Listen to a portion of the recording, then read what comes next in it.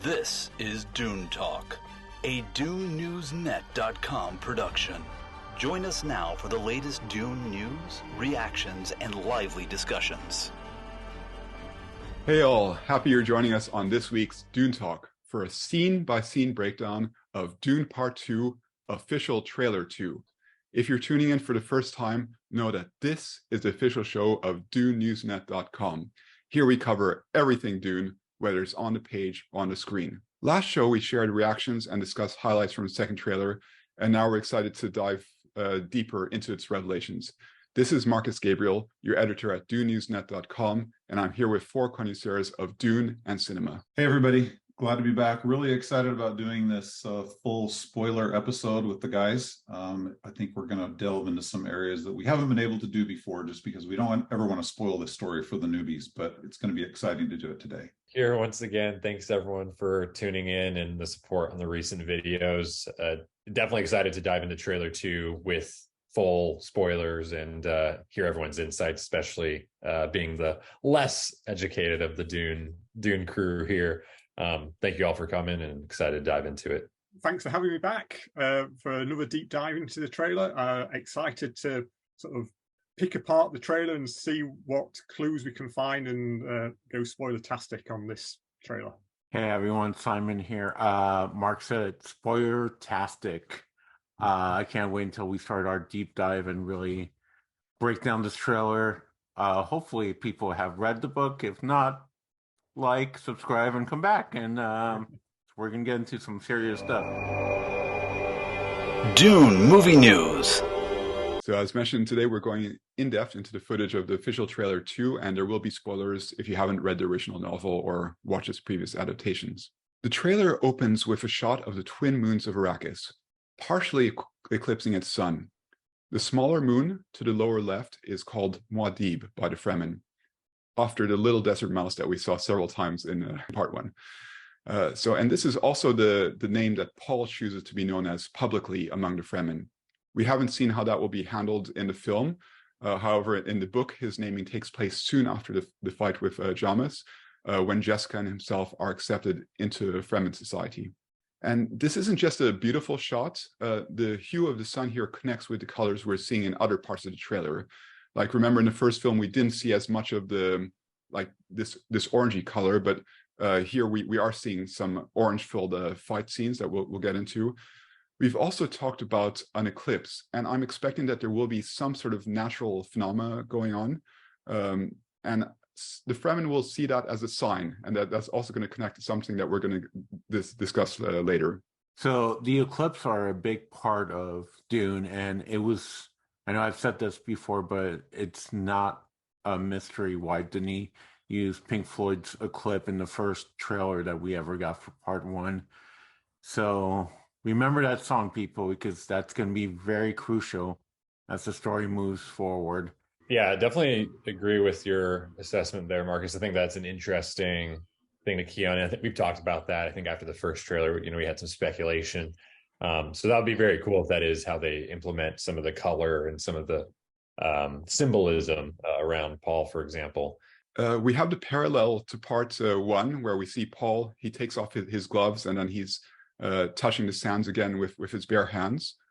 And he's pondering the cruelty of the planet and its oppressors, the Harkonnens.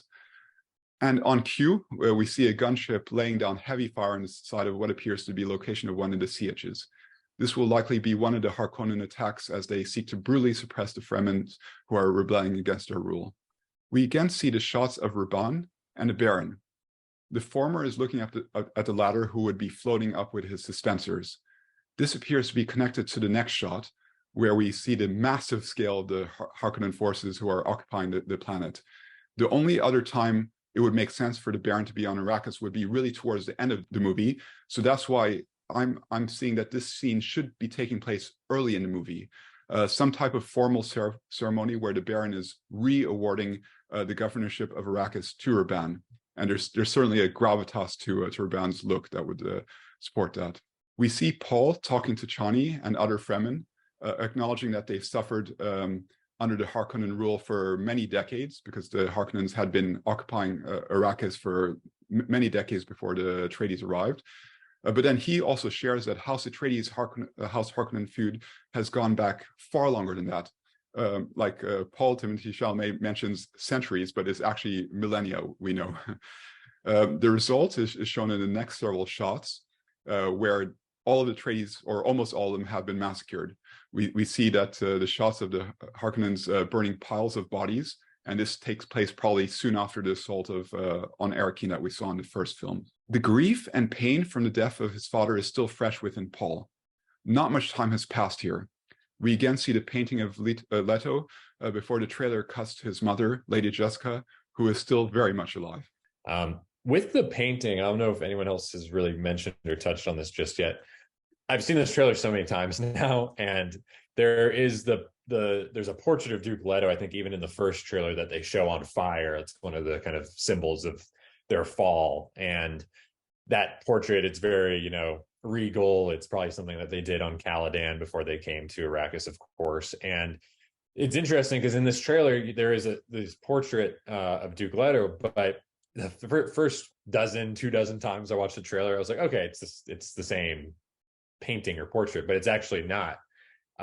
In terms of this image, and then the image that we see later, and we saw in trailer 1 of the portrait burning, that is actually happening. They are burning his portrait, but this one looks like it's actually happening or envisaged here inside of a vision, probably, of Paul's, because with the lighting, it's very much reminiscent of the lighting we saw in his visions from the first movie, that yellow kind of golden haze to it.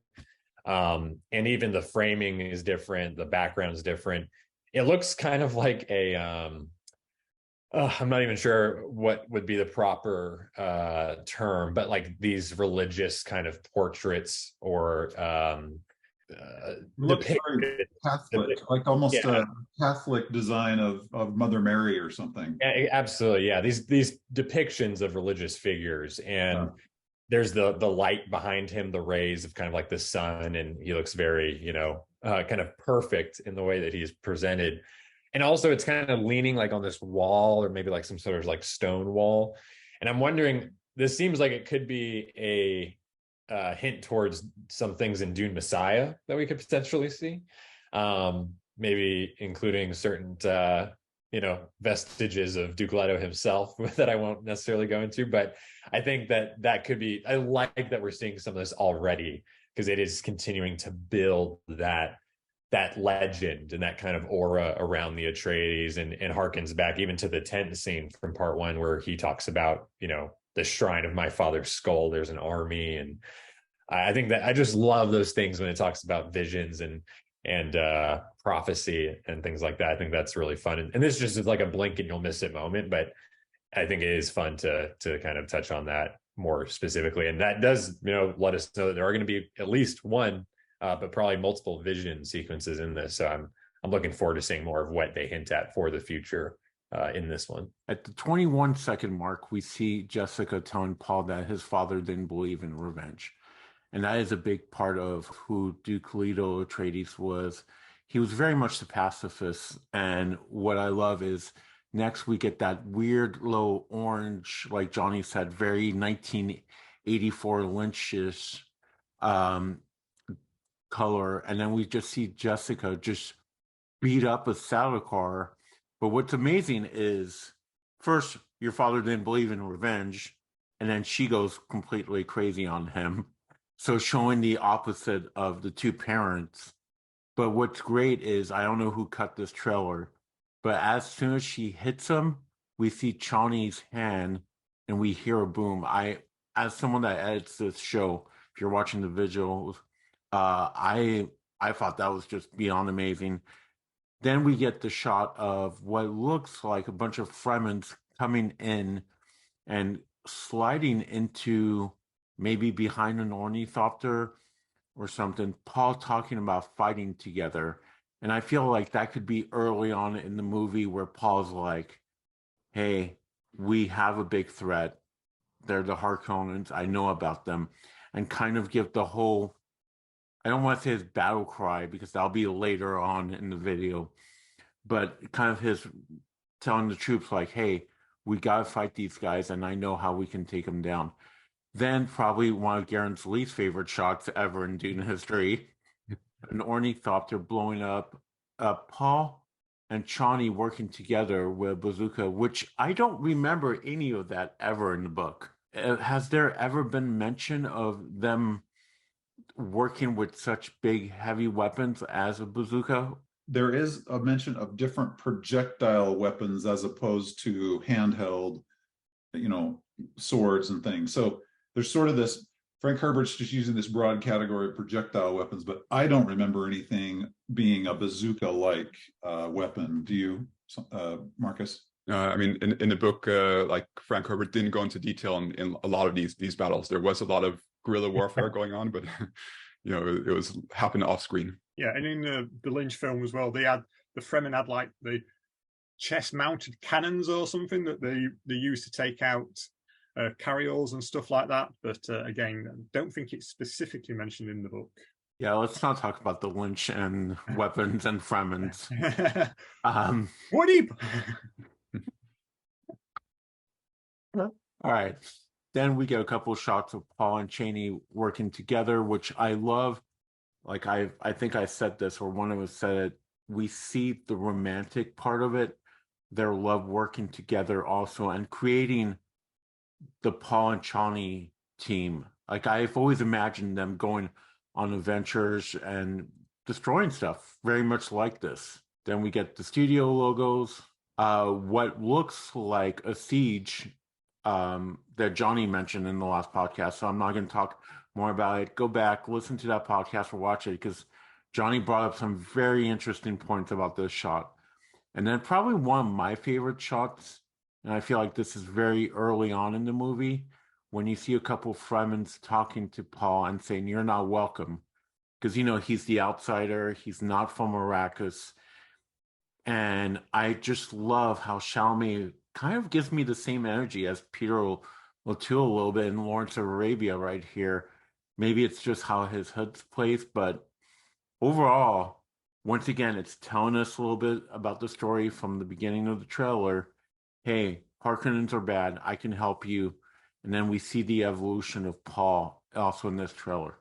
About the 44-second mark, you can see Jessica in the background as well. And it looks like Paul and Jessica are wearing the same costumes as they were at the end of part 1.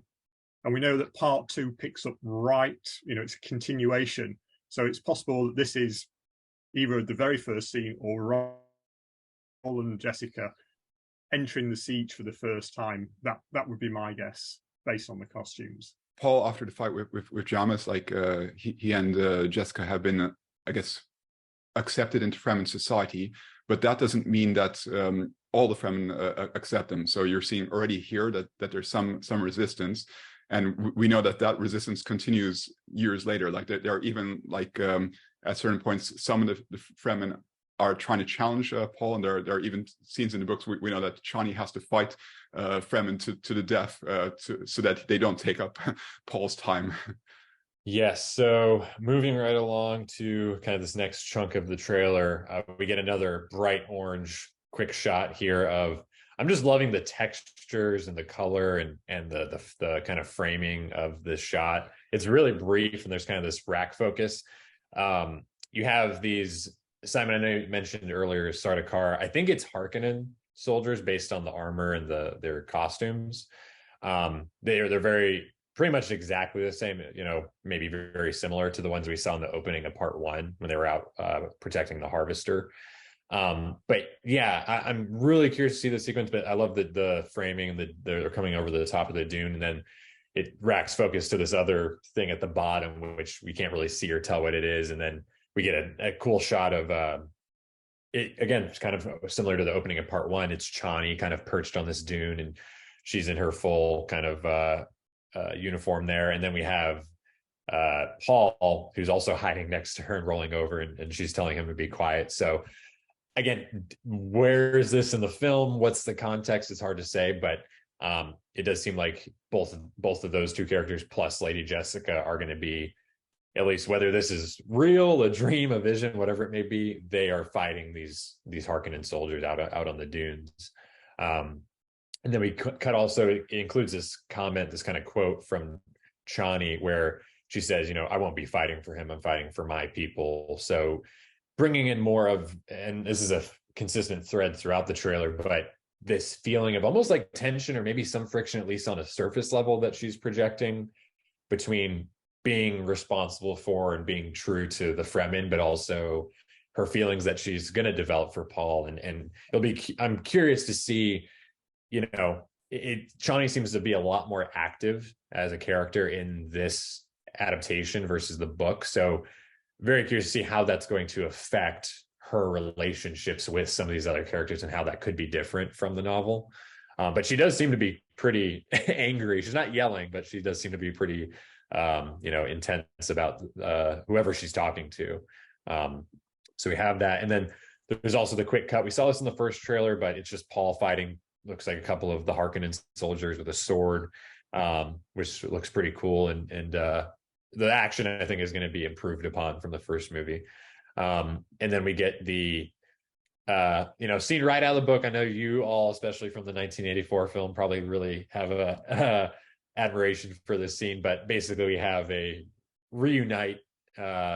these two reuniting between Gurney and Paul. And that's going to be right after, this is probably right after the scene we got earlier in the trailer where they're attacking the harvester. I imagine Gurney will end up being involved somehow, and then they'll be coming face to face, which will be great. Should be a fun moment. And it's going to be, again, interesting. How does this fall in the overall scope of the movie? Like, this would have to be, I would assume, a little bit earlier on, because Gurney's going to have to be there. He's going to have some sort of presence with the Fremen and with Jessica and Paul in the back half of the movie, at least. So I'm, again, curious to see how that's going to be depicted. Obviously, they're not too worried about showing it in the trailer, so it seems like that's going to be something that's not going to be a huge surprise necessarily, at least for fans of the book. But we also have this back and forth, it seems, between just Stilgar and Jessica, where Jessica is kind of questioning Stilgar, asking, do you believe in Paul? And we get also some intercutting between that conversation and Paul riding the sandworm, which of course we got a big chunk of in the prior trailer. And then Stilgar just says, there are signs, which is, it's almost kind of ominous the way he says it, but you can feel there's a belief there. If maybe some apprehension as well. And then I think Javier Bardem is going to have one of the maybe stronger performances in the movie. He seems like he's really keyed in and just the right approach for this character. And then we get, of course, more cheering and a couple more shots of the worm riding. And then I love this great push in close up on Stilgar. Just again, talking about Bardem's performance, he has just everything on his face. He just is selling the kind of awe, but also maybe some of the fear that is also coming along with this prophecy possibly coming to fruition. So I'm loving that. I'm loving the kind of interplay between all these different mixed emotions, maybe between Chani and Stilgar and Jessica and everything that's happening with Paul and the Fremen. I do want to mention something about that orange tilt. The more I think about it, could that be during the eclipse, maybe? Yeah, that's what I think. That's what we speculated on. I think after the first trailer, we were talking about that. I think that's definitely a possibility for sure. Also, when Paul takes out that Harkonnen soldier, just the spin around move that he does, if you like play in slow-mo. I know, Mark, you talked about how Denis likes to work with dancers, but Paul has some fancy feet there. Like, yeah. If you look, but if you remember it in the training scene with Gurney in the first film, when we see Paul, he's doing the same spin move when he's attacking the dummy, the Harkonnen dummy. So training becomes a reality for Paul there. You guys, we had speculated a couple of episodes back that maybe these infused red scenes and then the Giedi Prime sort of black and white, we wondered if maybe that was kind of an artistic decision or it was to emphasize something. I think I'm coming to the conclusion that no, it's literal. There is an actual eclipse occurring, which is changing. If you guys remember that eclipse a few years back, it's like that. It's like you went outside at your office building and it was like everything was a different hue. It was like that. Obviously, this is more intense because because of you're on a different planet. But I just think that's interesting that maybe the only artistic indicators will be what Villeneuve did in part one, which is the prophetic dreamlike sequences where you kind of have that light growing on the screen or blinding the camera, and maybe everything else is actually literal. So I think we're kind of coming to that conclusion. This connects to what I was alluding to earlier, like the whole idea of eclipse or other natural signs that are sort of convincing the Fremen that, oh yeah, Paul really is a prophet, right? Because the Bene Gesserit have installed the Missionaria Protativa, and that's been operating in Arrakis already for millennia, and they would have obviously known about like what sort of natural occurrences happen on Arrakis that are maybe rare, and use those to the advantage in the future. That's definitely a good point. And what you can't see in the trailer is going to be all the Bene Gesserit on the other side of the moon pushing it in the path of the sun. But no, I think we are definitely coming to some good conclusions. And again, this is speculation for now, but I agree. And I think Villeneuve, whether you like it or not, what he definitely is interested in is how alien some of these things can be, and like depicting it in a way that still is natural and feels like it makes sense in the world and like the science fiction of the world of Dune. So I think that makes sense. And again, we are certainly going to be seeing maybe the lines blurred a little bit in terms of visions and things like that, but definitely going to be a spicier movie, I would say, probably than the first one. Right. So the trailer then picks up with Paul and Gurney speaking. This seems to be slightly later after Gurney has joined the tribe. Gurney's in his still suit as opposed to his smuggler outfit. Paul's got his blue eyes of the Abad. And Gurney seems to be encouraging Paul to take up the mantle of the prophet and use that to his advantage. So it seems like we're getting hints of what will happen in Dune Messiah. Denny is clearly laying out that Paul is not necessarily a good guy in the framework of the Dune universe. We also see a vision which could be Jessica. I don't know if anyone's got any different thoughts on that. It could be Chani, maybe a vision of Elia. How that ties into Paul taking the mantle of the prophet, I don't see that connection from the trailer, but this is just a trailer trickery, I think. Then we get into the Water of Life scene, which we discussed last time. And I tried to keep spoiler free last time, but there's some fingertips going into a bottle of blue liquid. Now, that matches very closely a scene in the book when Paul has taken the Water of Life and is comatose, and Chani dips her fingers into the Water of Life and uses that to revive him effectively. So I'm thinking that's possibly what that scene is. Speculation, of course. We've got the shots of Jessica and Romalo, which looks like the Water of Life scene for them when Jessica gets all the ancestral memories from Romalo. So how that scene will be presented and how that affects her unborn child as well, we'll have to wait and see. But looking forward to that.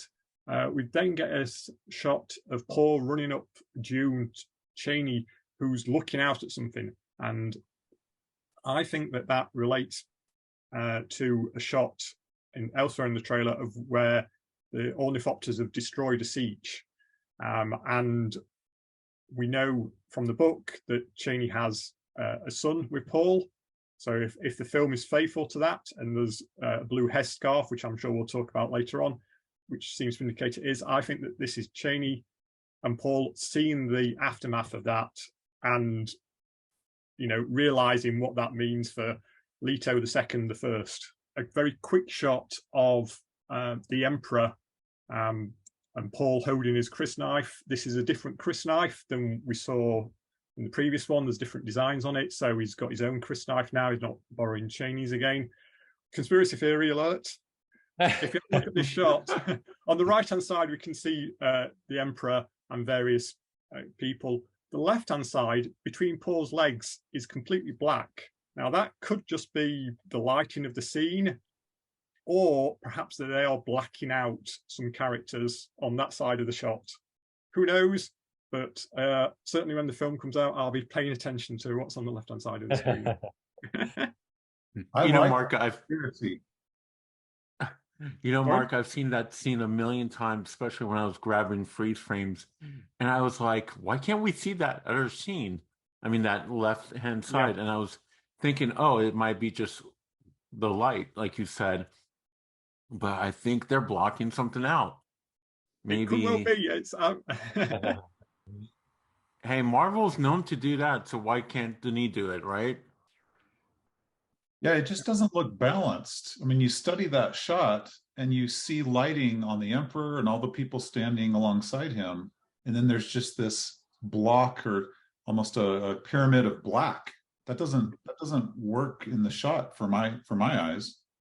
Also in the trailer, you can see some people to that side of him in a very brief shot. So it looks like there's Irulan to the side of the Emperor. But certainly in that shot, is Elia there? Is it a guild navigator?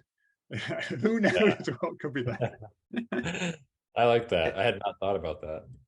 But honestly, when you look at it, like I have it freeze frame right now and I'm looking at it, it looks like they just went into Photoshop and just filled that area out. Who knows? There might be a Baron's head. Who knows what's there? Real quick, just to reinforce, Mark, what you were saying about the water of life and the coma. I think you're definitely onto something there. I haven't read the book in a while. I am starting to reread it now, but I didn't recall how he came out of that coma or that thing with the fingers that you were mentioning. But that shot of the fingers going into the liquid, he says he's talking about all my visions lead to horror. There's a vision right before that, but there's also that close up of his eyes, and he's sleeping, but he's maybe in a coma, and that may be where he's being woken up. You see his eyes are kind of moving a little bit under the lid. Okay, so it's a good catch. Yeah, so I think it is actually not obviously like one-to-one sequentially, but I think that is potentially tying those together, at least in terms of our minds thinking about the book. But yeah, I think I had heard other people mention that liquid, and that I assumed, I guess, having not as much familiarity, that was part of the water of life with Jessica and Ramallo, like you were talking about, because then also right after that we do get Jessica and Ramallo. But yeah, I think that is some trickery with those two shots versus the other two shots of Paul and the actual fingers. I want to talk about Mark on the trailer at 1 minute 10 seconds. So I know you said we see this younger-ish woman walking toward the sunset. I've watched this a dozen different times, and of course they very deftly cut right before you can see her face turn. But it does look dream sequence like. It looks vision like, with kind of the lens flare and the things, the focus blurry in the background. Is this Aaliyah in the future? Is this an indicator of, we see Aaliyah, but we don't see her as a young toddler like in the book? We see her because she's such an important character, as everyone who knows the book series understands.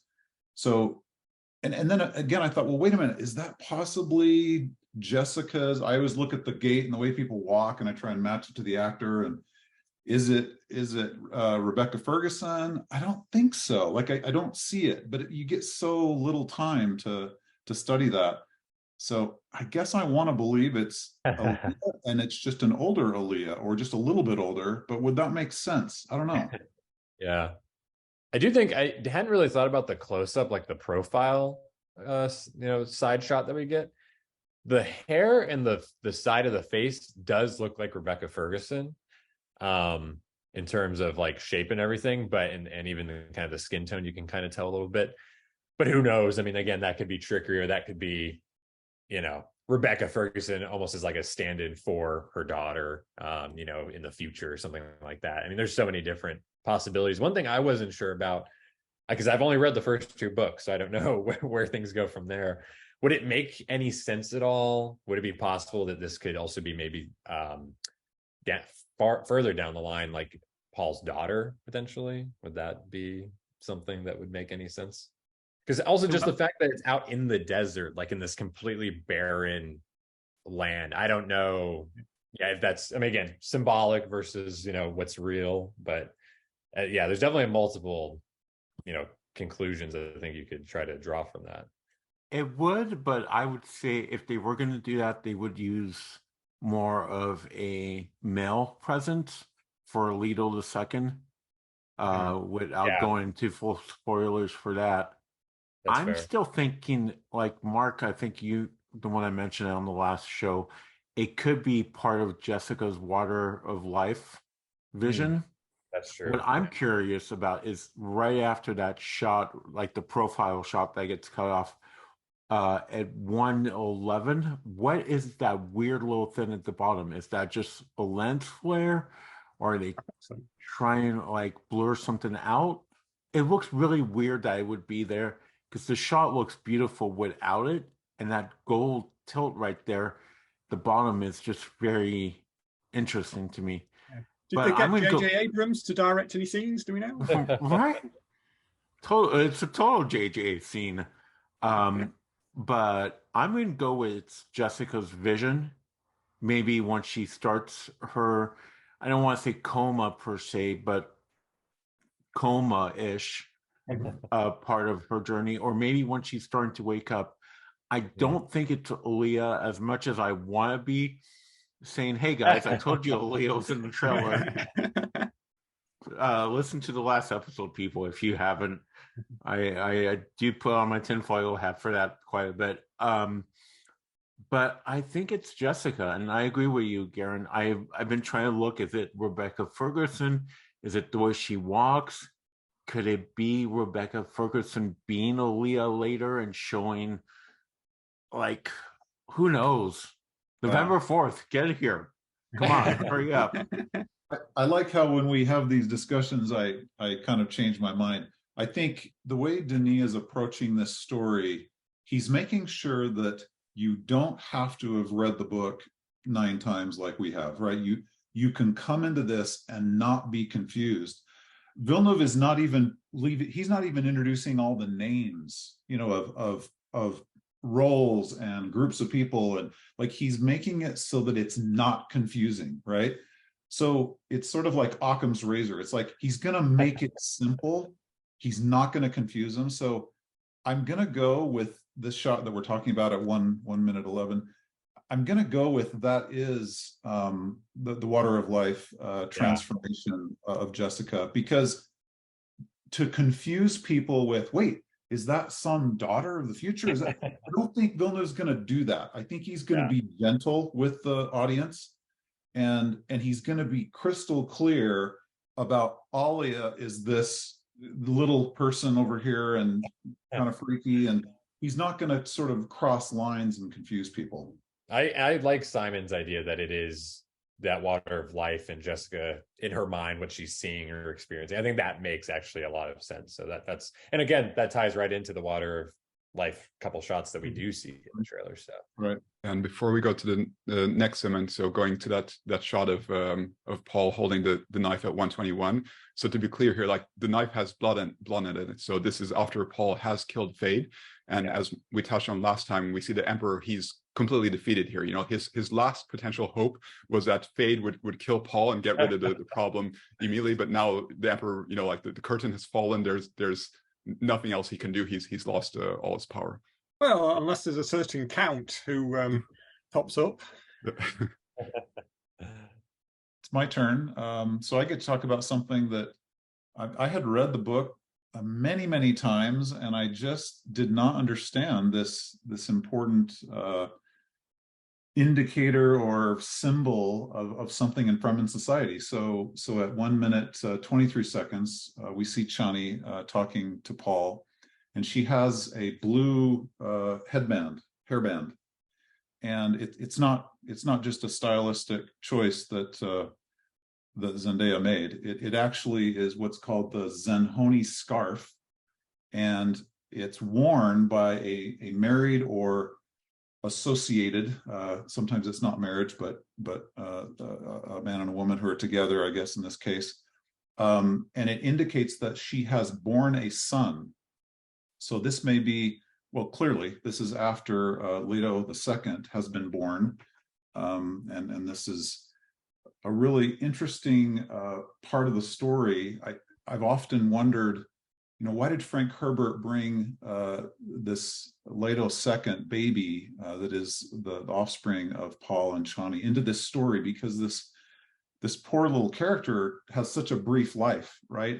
And there's very, very little. In fact, I reread the chapters that involve Leto II, the firstborn of Chani and Paul, and there just is hardly anything said about this little guy.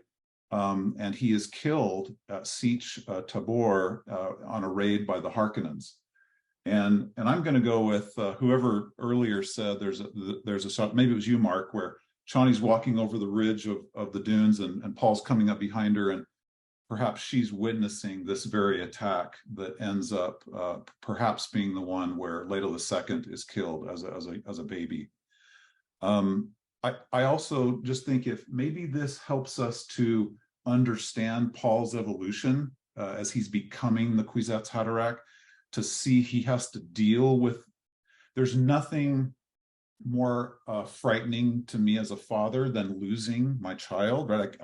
I'd do anything other than losing a child, right?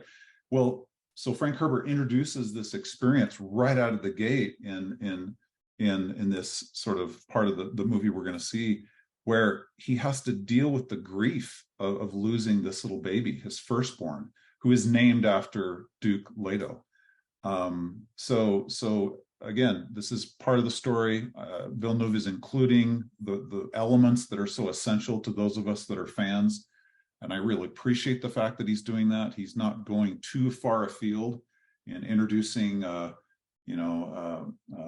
things like was done in the '84 movie with, the weirding modules and stuff. I like that Villeneuve is really staying true to the novel.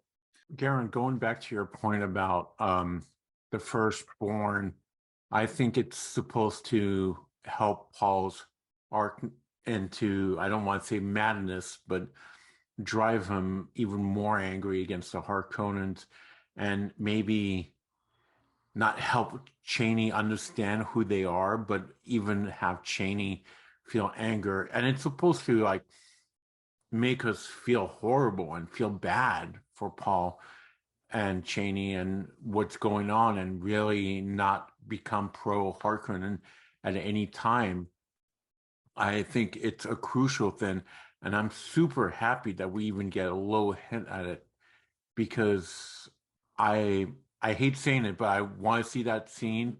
I want to see Chalamet and Zendaya really act about the death of their child, because it is so important. And as we get into Messiah, it will be even more important towards the end of that book or that film, what happens. Yeah, that's a great point. Yeah, to that point too, just real quick, don't want to try to get into Frank Herbert's own intentions or thoughts necessarily, but at least in terms of the movie, like for the audience watching this, there is this conflict, or there's supposed to be this kind of push and pull between, well, we want Paul to go do this thing, but we also know there's this fear and there's this terrible potential for the consequences of that. And I think that something like a child being killed, especially the child of our two lead, kind of heroes, I think that kind of, it's interesting because it kind of implicates the audience in like, well, what else could you use to motivate an audience to want these people to go kill and go to war? Well, if you go ahead and kill a baby, that's pretty bad. And I think, the emotional turmoil that comes with that, I think that'll be it's a very important part of the story. And I think in the film in particular is going to be very important, as probably we're going to be going into like the back half of the film and seeing really the war like coming to a head. So yeah, I'm super excited for that part of it. Just the confliction between these different feelings that people are going to be having, the characters themselves and also the audience, of course. Then next after that, we see Irulan and Shaddam playing chess. So there actually is chess mentioned in the book. It's actually called pyramid chess, I believe. I can't remember the exact term that's used. Mark, maybe you know, but they are playing this chess game together on Shaitan, and so again, we're going to see that interaction, the relationship between the Emperor. The Emperor plays such a crucial role in this part of the book and in this part of the movie. So we're going to have to be introduced to his. So in part one, we got foreshadowing into what kind of a character he is and what his attributes are. But now we're going to actually see them demonstrated, right? And it'll be just really interesting to see how this is all portrayed and written into the script as to what the Emperor is really like, because he's on the surface kind of. In fact, Frank Herbert describes him as almost looking similar to Duke Leto with kind of these aquiline hawk-like features. And I know that's not necessarily what Villeneuve has done with his casting decisions, but there is a part of the Emperor that is almost calm and deceptively peaceful, when underneath he's ruthless. He's absolutely deceptive and ruthless beyond belief. And so it'll be really interesting to see that portrayed on screen with some really great actors. Also, there's a shot that maybe it's my tinfoil hat, and it'll make more sense when you guys see it, at 132 of Irulan just looking herself defeated with the weird metal headgear, whatever that is. My God, I had a thought. Go ahead, Simon. I'm not stealing. I wonder if we're going to have the same thought. Is it when she knows that now she's going to be married to Paul, and is that part of your thought too? That's part of my thought. But my thought, actually, now that you're saying that, and now that I'm really looking at this shot, I mean, this is tinfoil hat territory, no doubt. Could this be like wedding attire? Oh, snap. Could we get some after, kind of like an epilogue almost, maybe, that closes out the movie, where, because she does look defeated and she looks like almost emotional. You can see her eyes are kind of like watered up. And it is like, I know people have said, oh, it almost looks like medieval kind of armor or regalia, kind of like that. But I mean, when you really look at it, it looks like it's decorative. It's very ornate. And obviously there's ornate costumes that we see the warriors using and whatnot, but it feels like almost like a gown, or like for a very formal occasion. Now, this could be something, a tinfoil hat coming off, this could be something on their homeworld. This could be some ceremony that we see, maybe just to get a better idea of the Corrinos and their lifestyle and whatnot.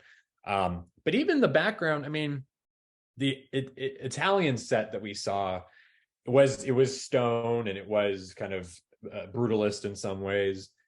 But if you look, I mean, this could be on Arrakis potentially. I mean, this looks like it could be like the keep, like in Erkine, with the way the light is coming in through the sides and whatnot, and just kind of almost you could see overhanging like stone in the back. Yeah. Hey, Foltz. Hey, I'm gonna join you, Simon, a little bit there. I will say that is just one theory. It could be maybe we see that actually come to fruition on screen instead of just hearing that it's going to happen. So I double match your tinfoil hat theory with, yes, I think this could be a possible wedding scene. And one of my favorite lines in the whole entire first book, and probably my favorite line in the book, is when Jessica and Chani have a dialogue, which I know we said full spoiler, but I don't want to go into it too much. When Jessica tells Chani something super important about the marriage of Irulan and Paul. Mm-hmm. And I think if we see the marriage happen, then Jessica could say that line, fade to black, have the credits, and then have Jason Momoa's eyes open up. So that's a whole different story for part two. I think it could be. I think it could be a wedding scene. The way I was looking at it was when Feyd dies, and then she knows that she's going to be stuck with Paul and be just a puppet. And she does give me very Florence Pugh Midsummer vibes right here. If anyone's seen that movie, just her Danny face. And then we see the shot that is just prior to Feyd entering the gladiator arena, and we see him holding the knives that he will be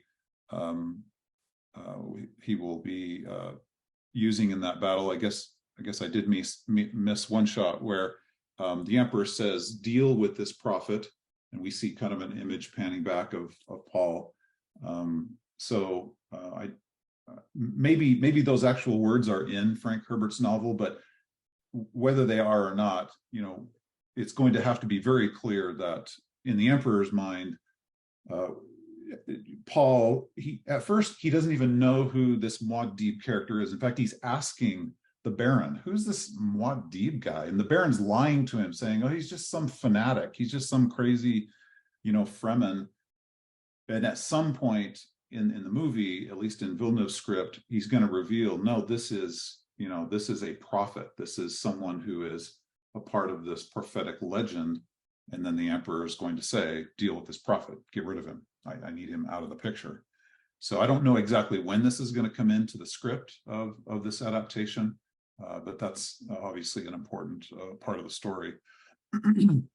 But we talked about it earlier, but now we see this gladiator scene. This is probably in the image, part of the sequence right before Feyd enters the arena, where you see in the first trailer these big doors opening and the light coming through. And I think it's just sinister the way Villeneuve is portraying Feyd as this just like a predatory animal, just with the styling and the way Austin Butler is his look, and the just no eyebrows and sort of that Harkonnen design, but just the crazy, intense. Like I like how Johnny always uses the term feral, because that's how it feels, that he's just out for blood, and seeing these knives up close and how eager he is to kill the gladiator that he fights, which is something that he does often. This is kind of this celebratory, almost like bullfighting thing in Harko, the main city of Giedi Prime, and it will just be really fascinating to see how that all plays out. But the tension is being built in this image right here of who Feyd is. So anyway, just I won't go into the whole gladiator scene, because that's really an exciting part of the story. But I think Villeneuve is doing a really good job of creating the build up to that scene. Note on that last shot with the blades, which I'm sure everyone has noticed this by now, but I think it's just such a great little touch. When he's holding these blades, you can see his thumbs are like slowly sliding up towards the handles, which I think is just like, there's just this, it's almost like a sensual thing with the Harkonnens, this killing and brutality and savagery. And I think Feyd in particular, I mean, even in the novel, even though, he's a younger man, he is kind of made out to be like this almost like idealistic type of Harkonnen. And that's why he's positioned as like the heir. And so I think that and we know that there's this dynamic between him and Lady Margot Fennering. And so there's a sensuality to that as well. And Feyd is kind of seen as like the cream of the crop, at least in terms of the Harkonnen. So I think that an Austin Butler, very handsome guy. So I think it's just gonna be very interesting to see all the stuff with Feyd, because most of what we have right now is the gladiator fight. Outside of that, how is this character going to act? What is the sensibilities going to be around the depiction there? I think that is going to be very interesting, because physically, appearance-wise, I think very different from what a lot of people would have expected or maybe even wanted. But it's just going to be, I think Villeneuve is he knows, in the way he's talked about the character, he kind of knows what it has to entail. And so I think just kind of finding that balance, or seeing how they try to balance that, that's one of the things I'm most excited about, I think. Mentioned like these characters are really young, like I'm referring to Paul and Feyd. These are teenagers. They're basically just coming of age. And as per the book, the arena match takes place on the day that Feyd turns 17 years old. The big contrast here is that for Paul, like we've just seen the duel with Jamis, where he's killed the man for a first time. And this arena fight is Feyd's 100th kill. It's a celebration in effect, like where the Baron wants to show off that this is the heir who's going to take over him and show what a great successor he has. And it's interesting though, because when Feyd first sees his opponent, he realizes this won't be an easy fight. Like from the book, it mentions his thoughts. It's one of Duke Leto's fighting men we took on Arrakis, Feyd-Rautha taught. No simple gladiator this. So the Atreides fighter, he's not named in the book, but we know that this is Lieutenant Lanville, played by Roger Yuan, the film's fight coordinator. So that promises we'll see some spectacle there. But also the difference here is that normally the gladiators are drugged to sort of reduce that level of danger.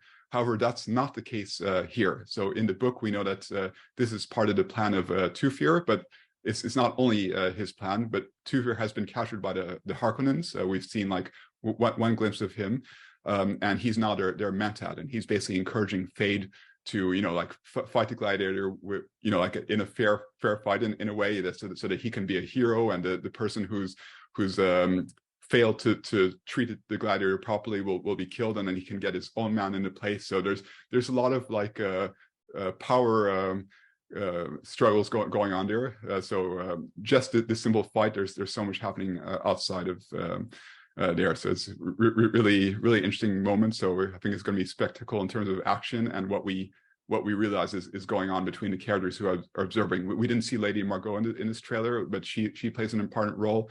And in the book, Count Fenring, hopefully will be in the movie. Like he has some important conversation here as well, but we'll have to see on that.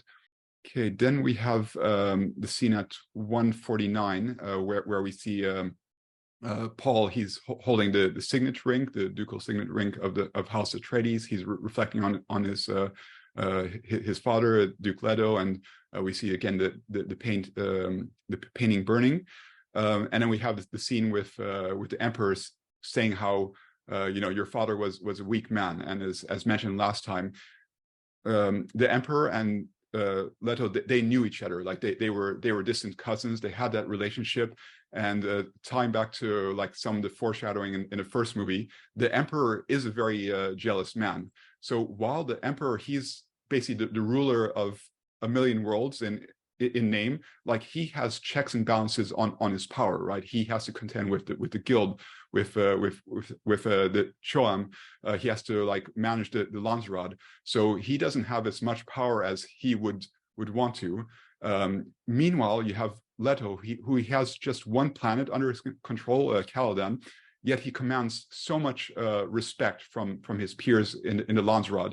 And the Emperor is jealous about that form of power. So while the Emperor, he's feared, he can bring the Sardaukar to bear on anybody and wipe them away, Duke Leto has the respect. So that's interesting, how they're going to go into that. So I'm glad they're taking the time for the Emperor to have those comments on screen and get a feel for that's maybe hate that he had towards Leto. I mean, why did he send him to Arrakis to be betrayed anyway? So we're going to get some glimpses of that.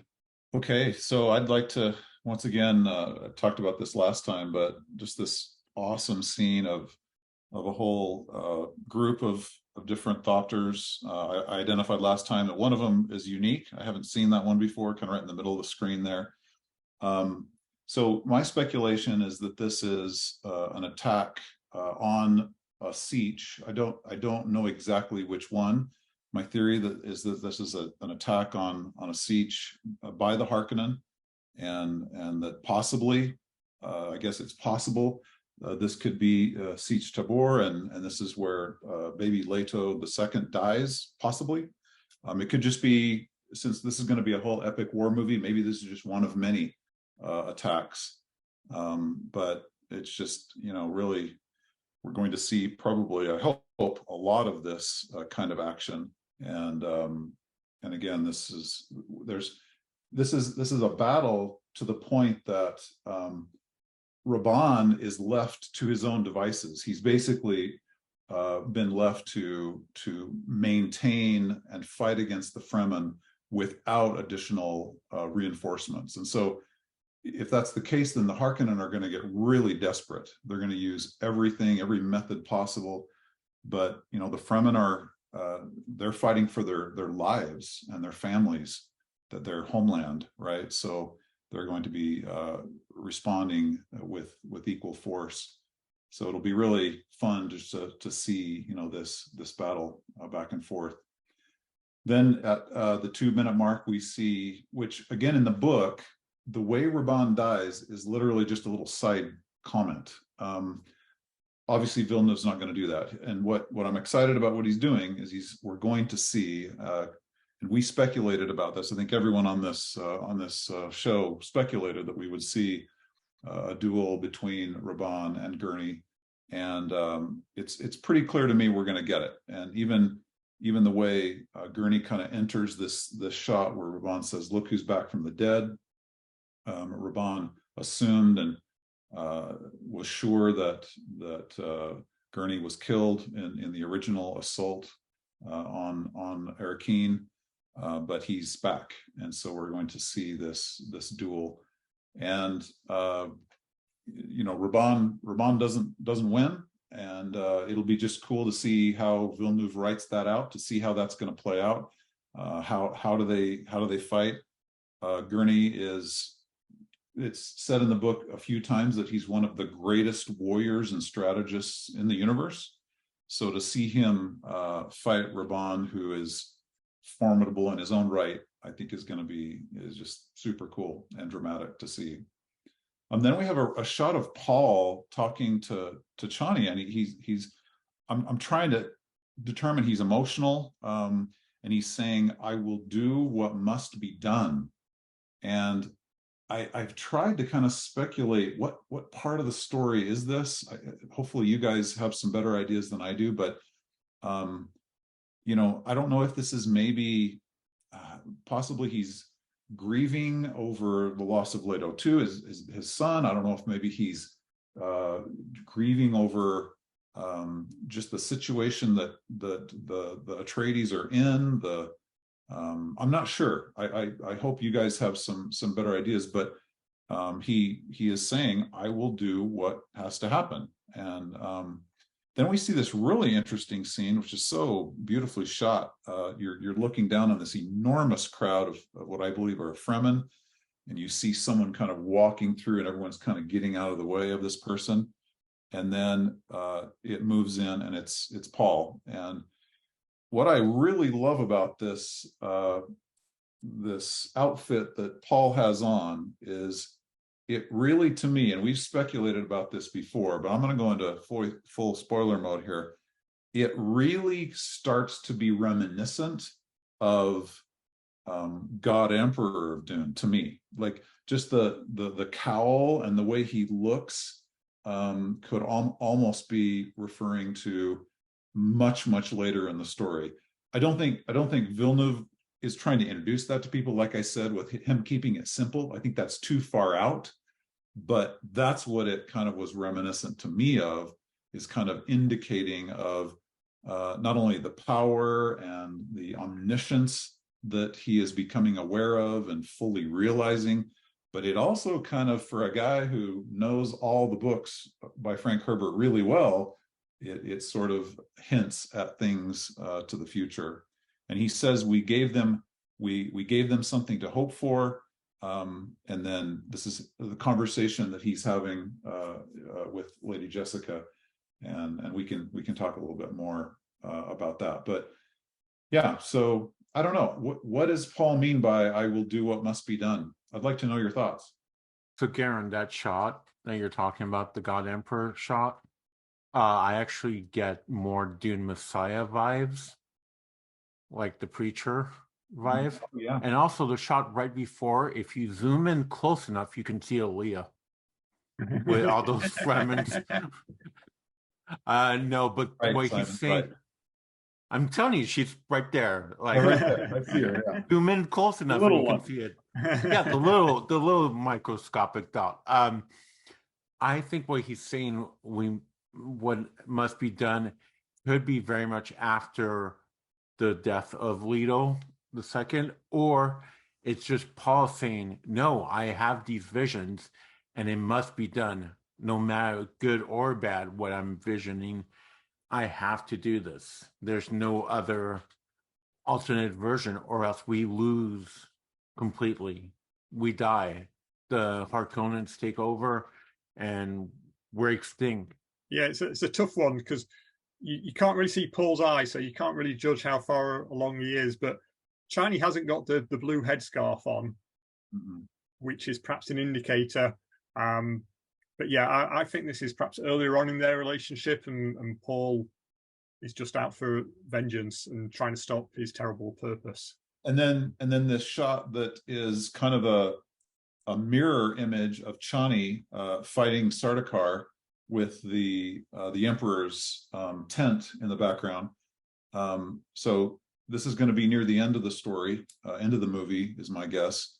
And it's cool because just the same way we see Paul's visions are symbolic of what actually ends up happening, but it's not exactly what happens. So again, this image that we see in part one that ends up being him, doing all the maneuvers, and he's flipping in the air, and he's fighting the enemy, and then we see this exact same final killing blow by Chani right here at like 2 minutes and 12 seconds. So she does the exact same move, even has the same look on her face as we talked about in the last episode.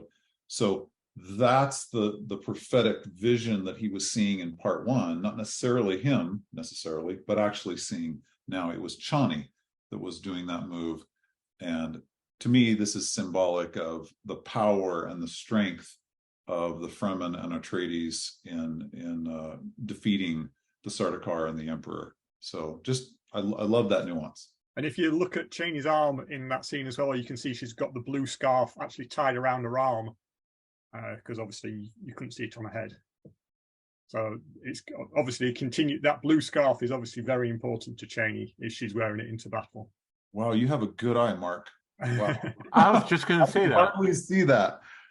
Someone on Discord spotted that, so I can't take credit for that one, but yes, it was a good catch. Wow, that's fast. Wait, where is it? 212. If you 211, you can see it very clearly as she's got her elbow up, and you can see it around her arm. Oh, okay, gotcha.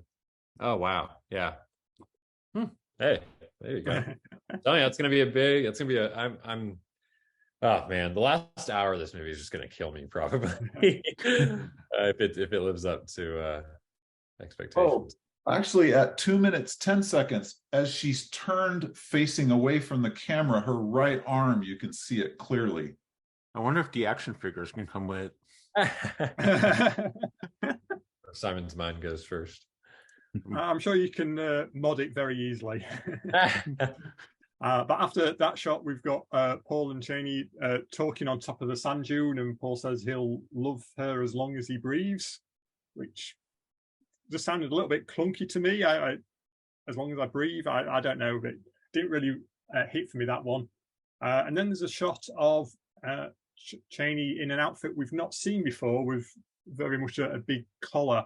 And I think it was Calder June on Twitter pointed out that the light reflecting on Chani looks like it could be reflecting off water. So perhaps this is in the big reservoir of water in the Fremen siege. It's a very quick shot. It's hard to tell, but perhaps this is some sort of ceremony, and Chani in a different outfit for that. Then after that, we've got a shot of Irulan in yet another outfit. So this could be in the front with the Feyd fight. It could be somewhere else. We know that Jessica wore pretty much a different outfit in every single shot in part one. So it looks like Irulan is taking up that role in lots of costumes. We're then into the more of the Feyd and Paul fight, and in this shot as well, you can see some of what was in that black triangle earlier, I think, but it's just fuzzy heads, so it's really hard to see. There's an interesting shot where Feyd is coming in with his blade, and Paul reaches up and grabs the blade to stop it coming in. But then the next shot, Feyd doesn't have a bloody nose. So trailer trickery, different shots, different continuity perhaps. vision, who knows? But the fact that Paul is using his bare hand, well, gloved hand, to stop Feyd's blade is an interesting move. Another shot of Chani looking at something, and I think this is her from earlier in the trailer, seeing the destruction of Sietch Tabr or wherever baby Leto is. Paul comforting Chani, and then there's a shot of Stilgar, and he seems to be nursing a neck wound. So I'm not really sure where this would appear in the film, but he says he doesn't care what whoever Jessica believes or whoever, but Stilgar is a true believer at this point. Paul has had a massive impact on even the most stern Fremen.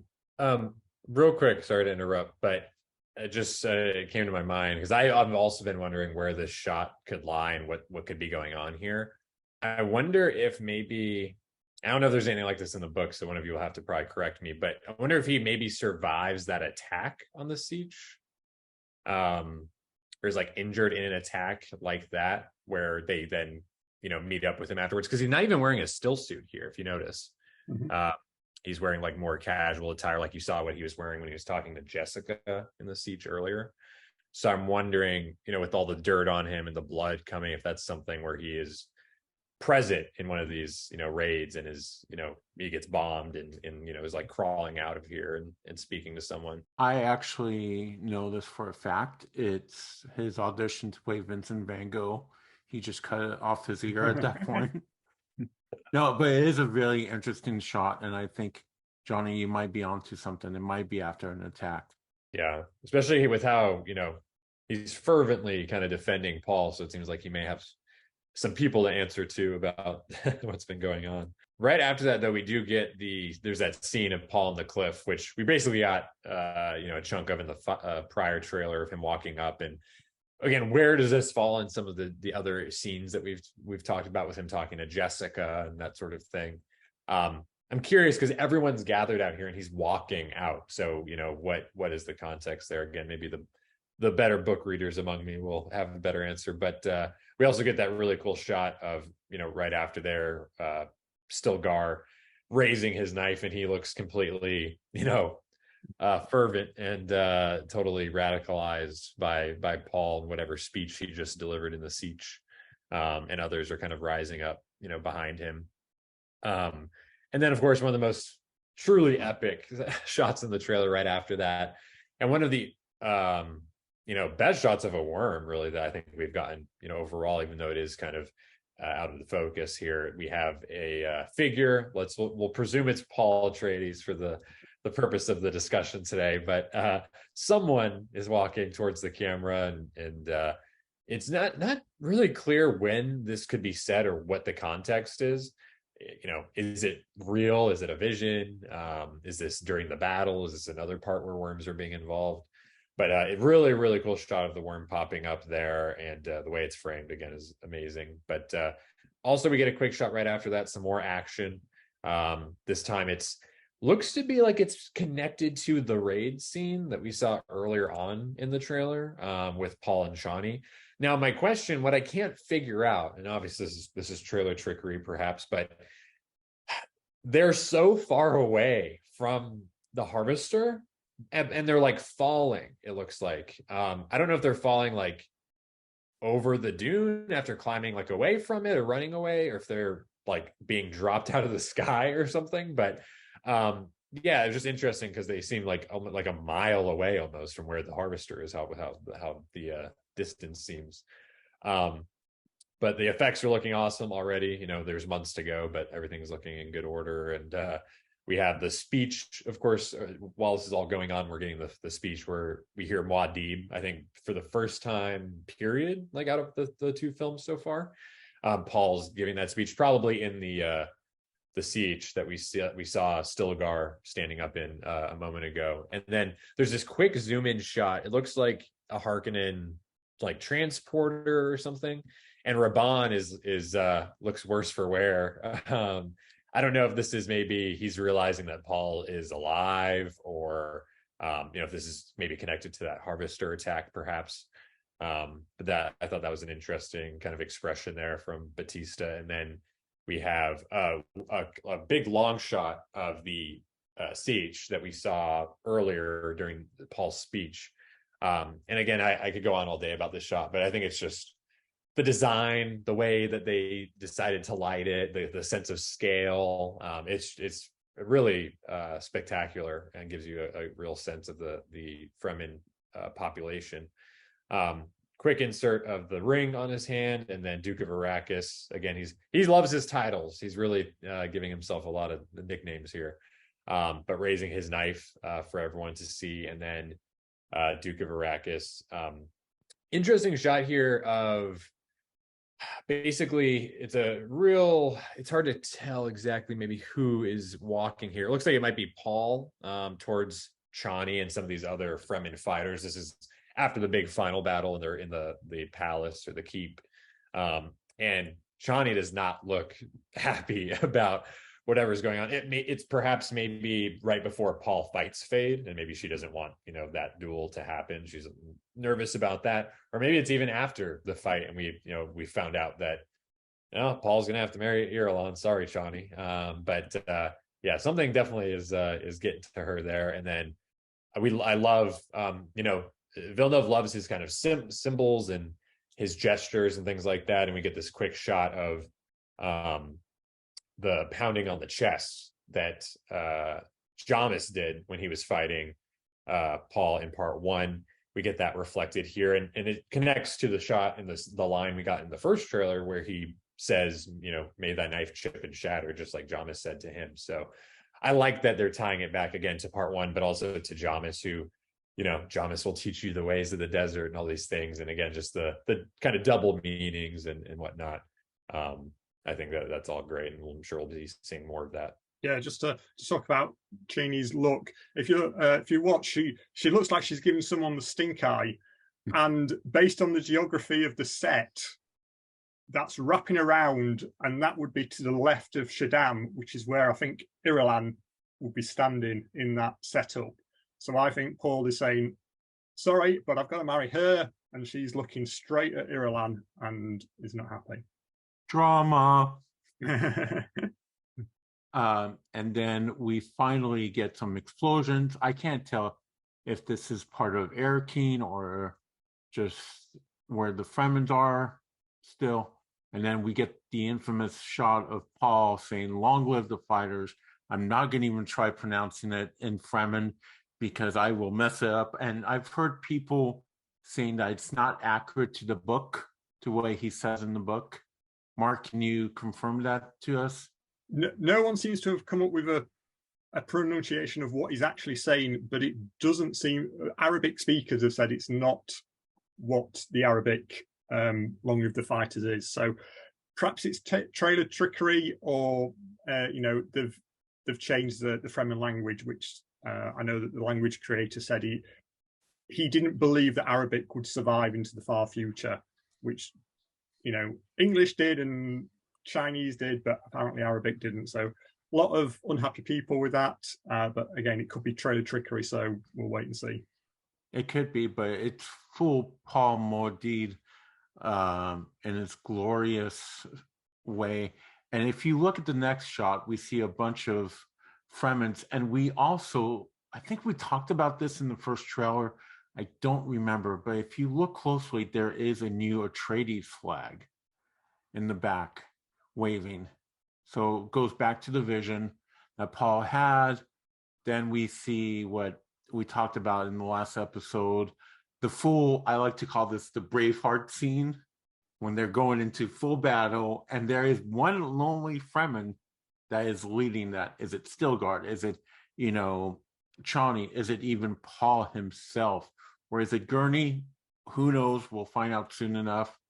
And then the shot that I was pleasantly surprised. We get a little bit of darkness, and then we get Paul looking dead on to the camera. And I think this is the most, I know I just said that the Long Live the Fighter shot was the most Paul Mordid shot, but I think this is it. And there's a bright light, and I was like, what is that? I didn't even think about it. Ladies and gentlemen, atomics. We don't have time to discuss atomics in this episode because we've been talking for a while, but I'm sure that's going to come up in the months coming up. And then it is the credits. We see the Dune logo. And once again, I don't know if this was done on purpose, but if you look very closely, if you freeze frame and plays play by play, the Dune logo looks like it's coming out of smoke from like the Atomics, Dune Part 2, and then, the cast and crew. Oppenheimer has nothing on Atomics. That's all I'm going to leave it with. Villeneuve just couldn't let Nolan have it. Nope. Yeah, and that final line is of course referring to the spice, because Paul at the end, he does have the capability to destroy the spice and the spice production, and that's when all eyes turn to Arrakis. Like once he's going to be taking away the precious substance that like everybody depends on, then he has the attention of the whole universe on that one single planet. Okay, so that was a lot to cover in one episode. We're certainly going to be diving into some of these topics as well in the upcoming episodes as we count down to the movie. Simon, one thing I was forgetting, which episode number is this today? This is podcast 50, boys. What? That's right. 50, halfway to a century mark. So hey, that's a good episode to do it. Right? Good little trailer breakdown to celebrate 50.